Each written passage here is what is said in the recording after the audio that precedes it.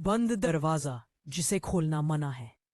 रात के 12 बजने वाले थे और मैं अपनी पुरानी हवेली के दालान में बैठा था। हवेली अंधेरे में डूबी थी, सिवाय उस बंद दरवाजे के पास जल रही एक मोमबत्ती के, जिसकी लौ हवा के हर झोंके के साथ थरथराती थी। यह हवेली मेरे परदादा की थी और पीढ़ियों से चली आ रही एक कहानी इसमें गूंजती थी।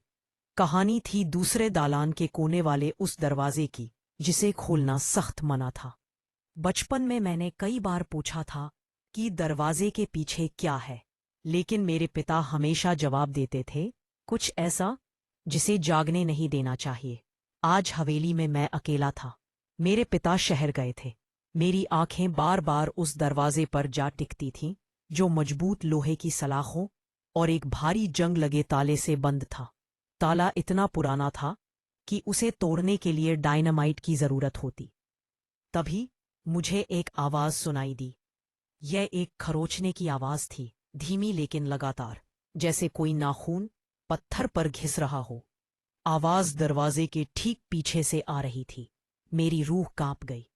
मैंने हिम्मत करके मोमबत्ती उठाई और दरवाजे के पास गया। अब आवाज और भी साफ थी, खुरच खुरच खुरच। मुझे महसूस हुआ जैसे दरवाजे के पीछे कोई सांस ले रहा है। सांस की आवाज गहरी और धीमी थी, जैसे कोई बरसों से भूखा इंतजार कर रहा हो। मेरे हाथ कांपने लगे और मोमबत्ती की लौ और भी तेजी से फड़फड़ाने लगी, जैसे किसी अदृश्य हवा ने उसे झकझोर दिया हो। अचानक खरोचने की आवाज रुक गई। पूरी खामोशी छा गई। मैंने अपनी सांस रोक ली।